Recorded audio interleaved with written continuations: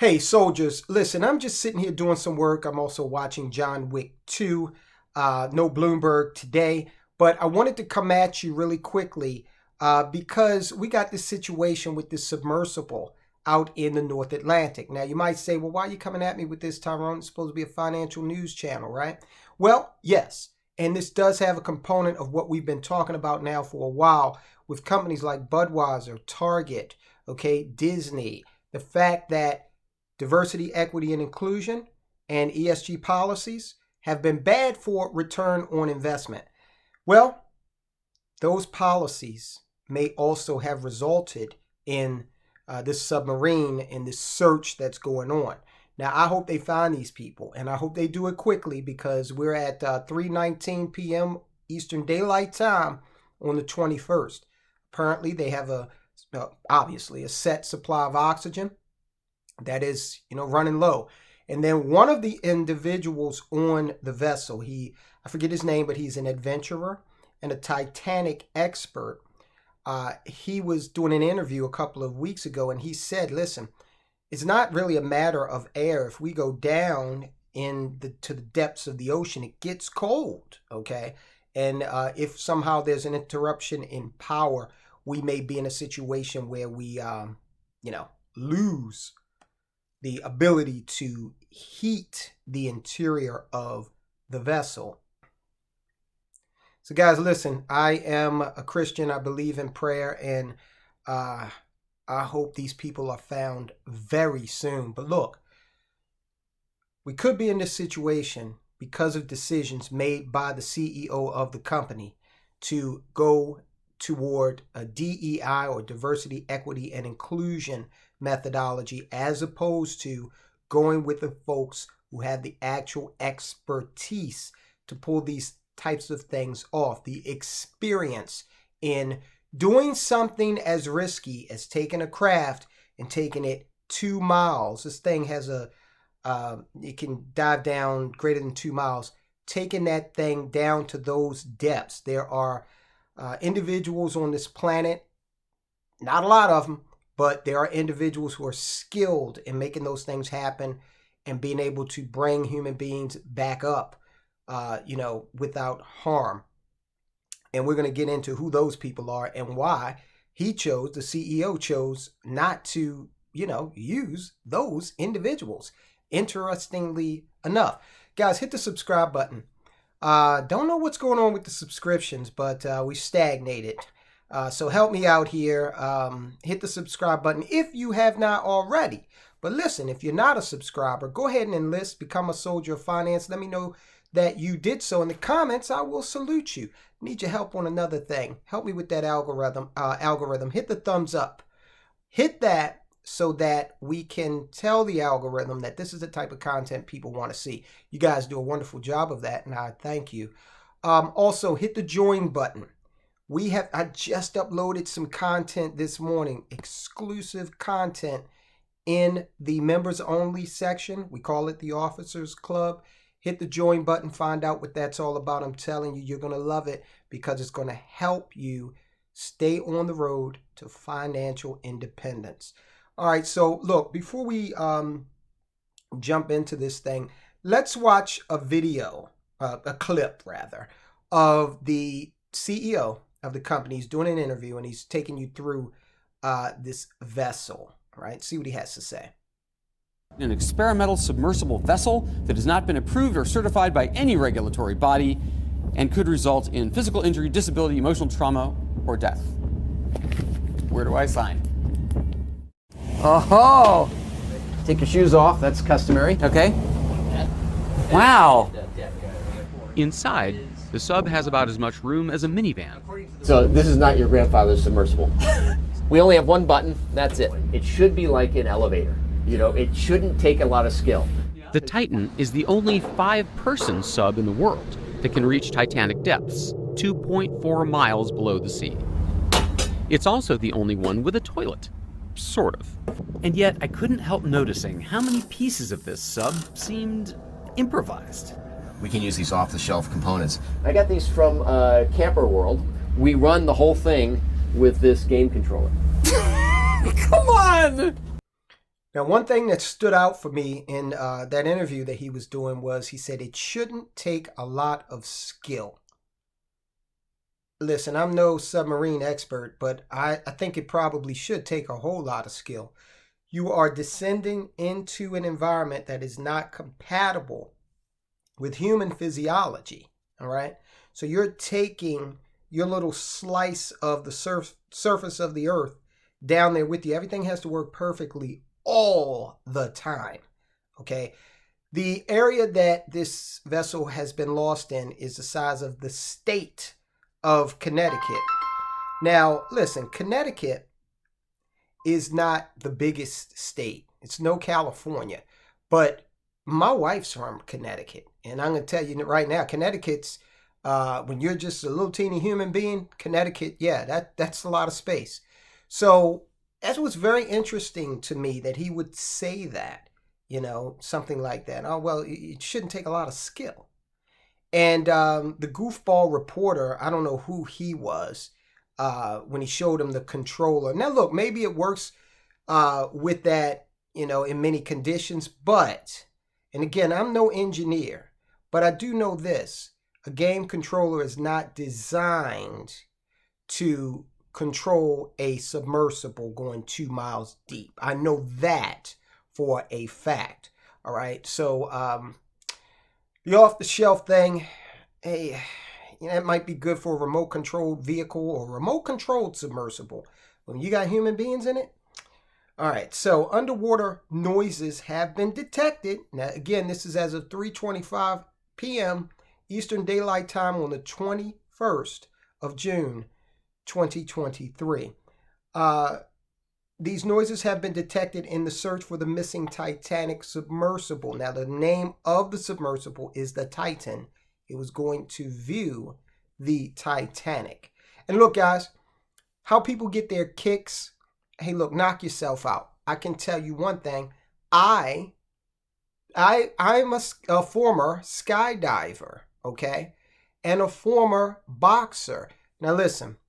I was no Sugar Ray Leonard, okay? I love the sport, and I love the fitness aspect of it, and I love the idea of getting in there and mixing it up, but I was not a contender, okay? But I loved to do it, so I get that people want to get out, and let me say this, men especially, 21st century Earth, and especially in the Western world, is so safe and sanitized, and I believe there is something within the psyche of the male that encourages that male to get out there and to engage in, some behavior that's going to get the blood pumping. All right, adventure, I have no problem with it. All right, exploration, I have no problem with it, but I do have a problem if the CEO put, ideology over safety. Got a big problem with that. A Canadian P-3 Maritime Patrol aircraft detected underwater noises in the area where search and rescue crews are looking for the missing Titan submersible that went missing while diving towards the Titanic's wreckage with 5 people on board. The sounds from underneath the water were heard by sonar devices deployed to find the lost 21-foot submersible. The banging sounds came every 30 minutes when first detected Tuesday and were heard again 4 hours later. Now, that every 30 minutes is a pretty hopeful sign, wouldn't you say? Because that has some regularity to it that usually we don't find that in nature a whole lot. And to find that regularity in this area where those folks were going to explore is definitely optimistic, okay? According to the U.S. Coast Guard, Canadian P-3 aircraft detected underwater noises in the search area. As a result, ROV operations were relocated in an attempt to explore the origins of the noises. Those ROV or remote operated vehicle searches have yielded negative results, but they do continue, okay? So here's a look at the kind of the size of the the area. This is the North Atlantic, okay? The other thing is, it's way out there still, but there's some weather potentially coming up into that area. I think there's a hurricane forming somewhere in the South Atlantic right now. If my recollection of today's weather report serves. Ocean Gate Expeditions operates the vessel that its CEO, Stockton Rush, that was a man you saw in the video holding the controller, he pilots that. The other 4 men include British aviation businessman Hamish Harding, French diver Paul-Henri Nargeolet, forgive me if I pronounce that incorrectly, British Pakistani businessman Shahzada Dawood and his son. As of Tuesday afternoon, a Coast Guard official said the vessel had 40 hours of oxygen left. All right, so we're a day after that. As of early Wednesday morning, this would mean the vessel would run out of oxygen around 6 o'clock Eastern time on Thursday. And I believe they mean 6 o'clock in the morning, okay? I hope I'm wrong about that. I hope it's 6 o'clock in the evening on Thursday and they have more time to find this vessel. And then they go on to say that is if this vessel is still functioning. It's a race against time. All right, so I can't believe this, guys, but this guy, Stockton Rush, is on record as saying that he's going for diversity and inclusion over and above safety, experience, and expertise.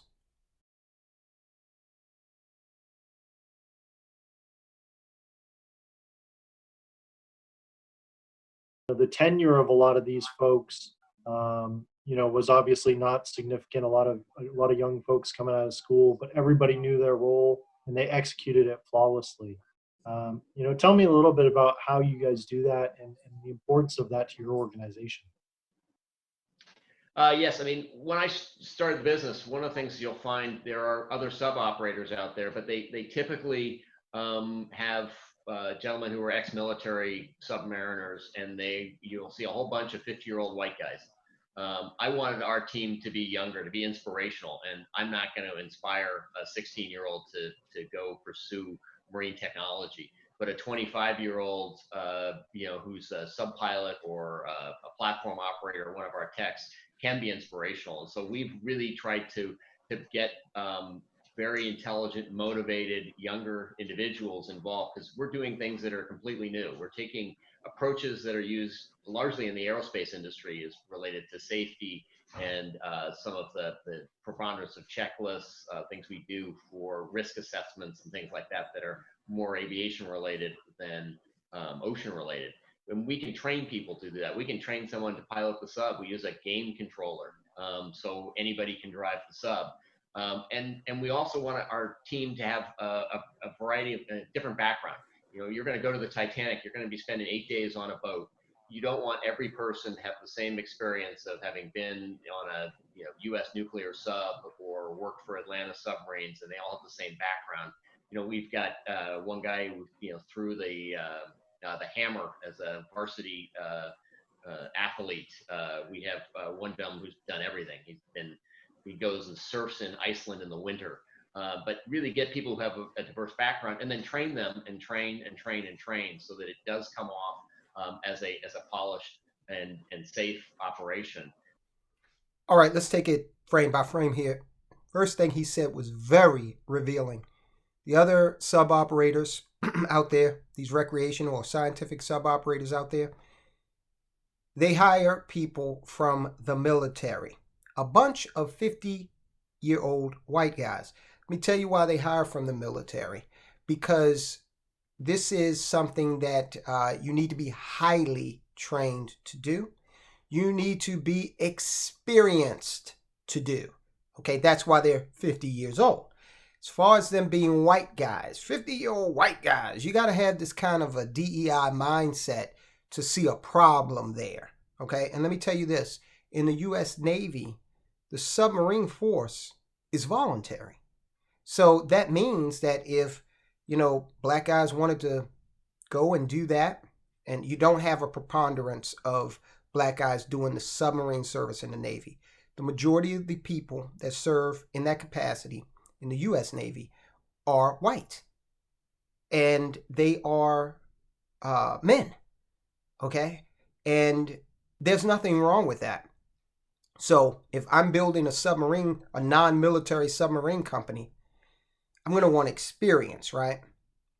And if a bunch of white men have that experience, then that's the pool. And former military guys, then that's the pool I'm going to, because I want to know that these individuals are highly trained, highly regimented, okay, experienced in this very unique craft. But this guy seems to believe that it's more important to give young people a shot. Now, you might be the most gifted 25-year-old in creation, and that's fine. But what you lack is experience. This is where the 50-year-old white guy comes, into play. I tell you guys, this DEI stuff is really getting out of hand. Okay, we've seen Budweiser lose money. We've seen Target lose money over it. Okay, we've seen Disney lose money, Paramount lose money. Now we're seeing people actually lose their lives. Remember, there's this proposal to go out and find more people of color who can become airline pilots. Really? First of all, maybe people of color don't want to become airline pilots, okay? For whatever reason. And there are people of color who are airline pilots. So their presence puts the lie to this is an impossible feat for people of color to accomplish. Not only that, I mean, hell, if you look at the airlines from Africa, the Middle East, black people, okay? It just so happens that for whatever reason, that's not something that people of color in America gravitate to. And guess what? That's okay. Okay, so he goes on about how he wants to be inspirational, all right? Now, I think that it's a hell of an inspiration if your crew comes back alive. But again, in this snippet of the interview, now it's a longer interview and he does talk about some of the safety aspects, but how much of that can you instill without the 50-year-old white guys who have the preponderance of experience in the field? All right. It is possible that this crew that he put together has the best of intentions. I'm sure they did. But there may be things that they are not aware of. Okay. The off-the-shelf little joystick controller he's so proud of. Good, great. It's not designed for that. Okay. For you to take people 2.5 miles deep. Also, he talks about the tolerances being like the aerospace industry. Well, if I'm in a plane and something goes awry, I can find a airport and land, right? What happens 2 miles deep? Okay, who's coming to save you? All right. The Coast Guard is looking for them, but the Coast Guard doesn't have any underwater capability, not to that depth. Okay. So I'm sure the Navy has to be involved in some way, shape, or form. Listen, guys, I just wanted to bring this to you because this has gotten totally out of hand. We may be, and God, I hope not, but we may be looking at a situation where this guy's penchant for DEI has resulted in very, very bad situation. Okay, so I sure hope not. Look, we got another company here, Amazon, that's putting ideology before the welfare of their client base. Look at what Amazon had the nerve to do. And I don't know where this guy lives. You'll see the guy I'm talking about in the video. But this could have wound up in a bad situation because obviously he has some of Amazon's home security services. Okay? So ideology over human life. That's what this DEI, ESG crap means. Guys, I'll talk to you soon.